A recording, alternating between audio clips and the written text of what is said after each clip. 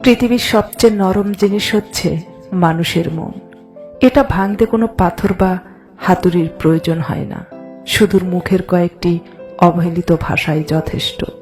জীবনটা খুব কষ্টের, কিন্তু কাউকে বোঝানো যায় না। মনটা খুব অসহায়, কিন্তু কাউকে দেখানো যায় না। জীবনে অনেক কিছু চাওয়া যায়, কিন্তু পাওয়া যায় না। বাস্তবতা থেকে একটা জিনিস শিখেছি, চুপচাপ মেনে নিলে সবার কাছেই ভালো থাকা যায়।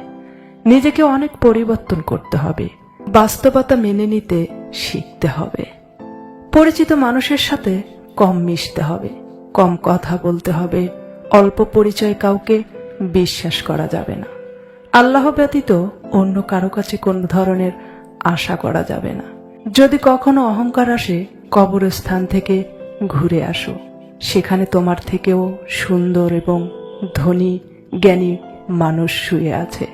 জীবন থেকে একটা জিনিস শিখলাম, চাইলেই সবার প্রিয় হওয়া যায় না।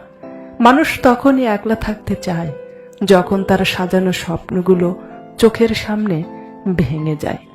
বিষ পেটে গেলে জীবন শেষ, আর কানে গেলে সম্পর্ক শেষ। বিবেক আর অনুভূতি, এই দুটো জিনিস যাদের নেই, তাদের থেকে দূরে থাকাই শান্তির পথ।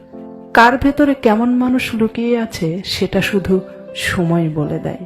সব সময় ধোঁকা খেতে খেতে বোকা মানুষগুলো একসময় চালাক আর স্বার্থপর হয়ে যায়।